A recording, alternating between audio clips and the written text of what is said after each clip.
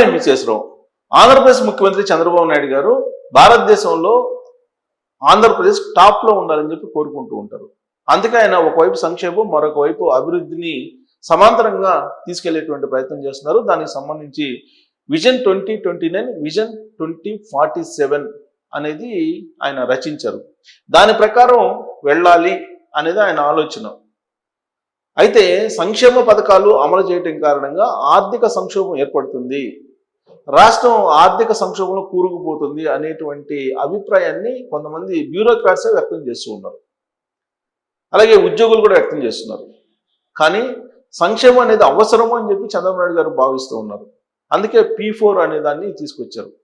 సమాజంలో అట్టడుగున్నటువంటి 20%ని అప్లిఫ్ట్ చేయాలనేది ఆయన యొక్క ఆలోచన. పేదరికం లేనటువంటి సమాజాన్ని చూడాలి అనేది ఆయన యొక్క లక్ష్యం. అందుకే ఆయన సంక్షేమ పథకాలని ఎవరు వ్యతిరేకించినా, ఎవరు వద్దని చెప్తున్నప్పటికీ కూడా ఆయన ఖచ్చితంగా సంక్షేమ పథకాలని వీలున్నంత వరకు సంతృప్త స్థాయిలో అందజేయాలనేది ఆయన యొక్క టార్గెట్గా కనిపిస్తూ ఉంది. అయితే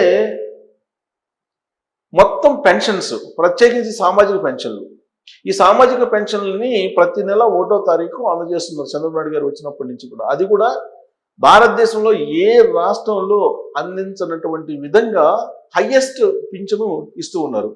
ఇదే చాలా భారం అని చెప్పి కొంతమంది ఉద్యోగులు చెప్తూ ఉన్నారు ప్రభుత్వానికి. కానీ చంద్రబాబు నాయుడు గారు ఎక్కడా కూడా కాంప్రమైజ్ కావట్లా.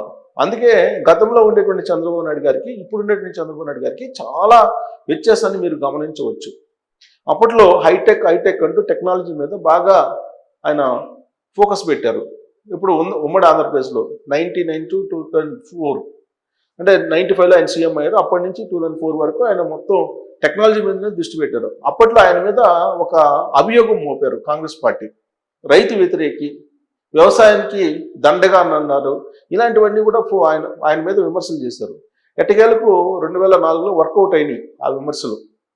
కానీ చంద్రబాబు నాయుడు గారు ఓడిపోవడం కారణంగా 2004లో జరిగినటువంటి నష్టం కనిపిస్తూ ఉంది మనకి. కానీ ఆయన వేసినటువంటి విజన్ ఏదైతే ఉందో ఆ విజన్లో రాజశేఖర రెడ్డి గారు నడిచారు, అలాగే కిరణ్ కుమార్ రెడ్డి గారు నడిచారు, రోసి గారు నడిచారు, అలాగే విడిపోయినటువంటి తెలంగాణలో కేసీఆర్ గారు కూడా నడిచారు.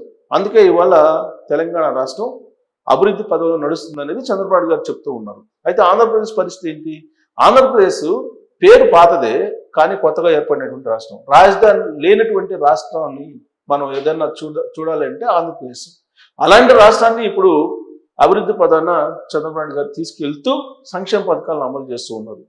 అయితే ఇప్పుడు భారతదేశం తాజాగా విడుదల చేసినటువంటి ఒక జాబితా ప్రకారం ఆయా రాష్ట్రాల్లో ఎంత పెన్షన్ ఉంది, అలాగే ఆంధ్రప్రదేశ్లో ఎంత ఉంది అనే దాని మీద ఇప్పుడు ఒక నివేదిక విడుదల చేసింది.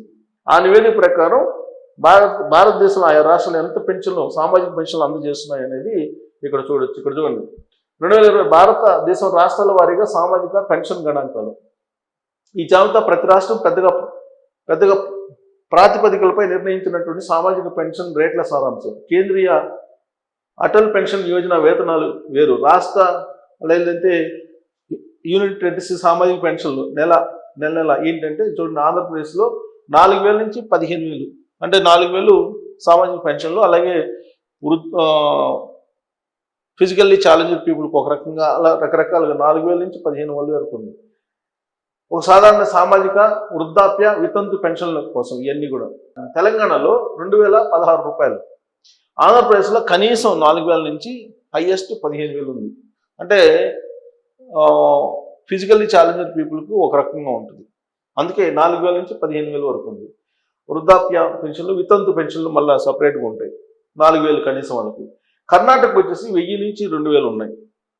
కేరళ వచ్చేసి 1,600 ఉంది. తమిళనాడు వచ్చేసి 1,000 రూపాయలు ఉంది. మహారాష్ట్ర 600 నుంచి 1,000 రూపాయలు ఉంది.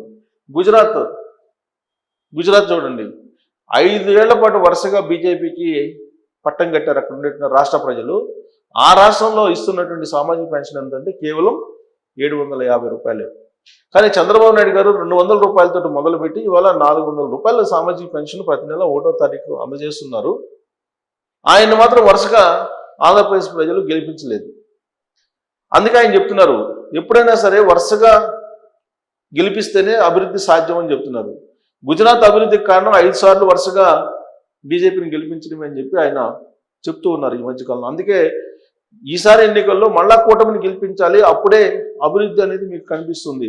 ప్రతి 5 సంవత్సరాలకు ఒకసారి కనుక మీరు వైకుంఠపాలి గేమ్ ఆడితే కనుక మీకు అభివృద్ధి కనిపించదు అనేది చెప్తూ ఉన్నారు. సో ఇక రాజస్థాన్ 1000 నుంచి 1500 ఇస్తున్నారు, ఉత్తరప్రదేశ్ 1000, బీహార్ 1100, జార్ఖండ్ 800, పంజాబ్ 750, హర్యానా 3200 సోషల్ వృద్ధాప్య మరియు ఇతర వెల్ఫేర్. హర్యానా 3200, ఇది హైయెస్ట్ ఉంది, అంటే ఆంధ్రప్రదేశ్ తర్వాత. ఢిల్లీ 2000 రూపాయలు ఇస్తున్నారు సామాజిక పెన్షన్. ఉత్తరాఖండ్ 1200 రూపాయలు, హిమాచల్ ప్రదేశ్ 850 రూపాయలు, వెస్ట్ బెంగాల్ 1000 రూపాయలు ఇస్తున్నారు, గోవా 2000 రూపాయలు, పుదుచ్చేరి 1500, లక్షద్వీప్ 1400, అస్సాం 300 రూపాయలు కేవలం అస్సాంలో, త్రిపుర 1000 రూపాయలు, మేఘాలయ 600 రూపాయలు, మిజోరాం 700, మణిపూర్ 500. ఇవన్నీ సామాజిక పెన్షన్లు అనమాట నెలకి. నాగాలాండ్ 700, అరుణాచల్ ప్రదేశ్ 1000 రూపాయలు, సిక్కిం 1000 రూపాయలు, జమ్మూ కాశ్మీర్ 1000 రూపాయలు, లడాక్ 1000 రూపాయలు, అండమాన్ అండ్ నికోబార్ 1000 రూపాయలు, దరడా అండ్ నగర్ హవేలీ డయ్యూ డామన్ ఇది 750 రూపాయలు. ఇది ఆంధ్రప్రదేశ్లో అత్యధిక పెన్షన్లు డబ్బులు ఇస్తున్నటువంటి రాష్ట్రంగా ఆంధ్రప్రదేశ్ నమోదైంది. మొత్తం దేశం మొత్తం మీద ఆయా రాష్ట్రాలు ఎంత పెన్షన్లు ఇస్తున్నాయి అని చెప్పి కేంద్ర ప్రభుత్వం ఒక జాబితాను తయారు చేస్తే ఇది హైయెస్ట్ ఉంది ఆంధ్రప్రదేశ్. 200 రూపాయలు పెన్షన్ ఇచ్చినప్పుడు వద్దన్నటువంటి ప్రజలు 4000, 6000, 10,000, 15,000 ఇస్తున్నప్పుడు అమెరికా వెళ్ళి వచ్చిన వాళ్ళు కూడా పేదవాళ్ళుగా చూపించి బియ్యం కార్డు పెన్షన్ తీసుకోవడానికి మక్కువ చూపించడానికి గల కారణం హైయెస్ట్ ఈ పెన్షన్ ఇవ్వటమే అని చెప్పి దాని మీద సెటైర్ వేస్తున్నారు. కానీ ఎన్ని సెటైర్లు వేసినా పేదోడి బాధ ఎవరికీ తెలియదు. పేదోడు పడేటువంటి ఒక ఆవేదన, ఆకలి, ఇది డబ్బున్నోడికి తెలియదు. పైగా ఏసీ రూమ్లో కూర్చున్న వాళ్ళకి అసలు తెలియదు. ఈ సామాజిక పెన్షన్లు ఇస్తున్నారని చెప్పేసి అనేక మంది వ్యతిరేకిస్తున్నారు. కానీ సామాజిక పెన్షన్ ఇవ్వకపోతే గ్రామాల్లో ఉండేటువంటి ఆర్థిక వ్యవస్థ దెబ్బతింటుంది, ఆర్థిక అసమానతలు పెరిగిపోతాయి. కాబట్టి రాష్ట్ర ప్రభుత్వాలు అప్పు తెచ్చైనా సరే సామాజిక పెన్షన్లు ఇవ్వడం అనేది కరెక్టే, కానీ పెద్దవాళ్ళ దగ్గర నుంచి వసూలు చేయాలి, అప్పుడే సామాజిక అంతరాలు తగ్గుతాయి. పేదవాళ్ళకి ఇచ్చుకుంటూ పోతే పేద ధనిక మధ్య అంతరం తగ్గదు.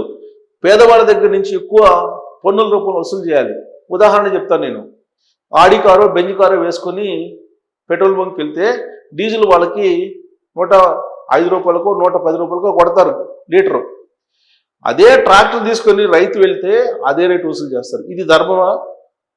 ఇది ఎక్కడ ధర్మం? ఇక ధర్మం కాదు కదా. కాబట్టి ఇలాంటివి చాలా సంస్కరణలు చేయాలి.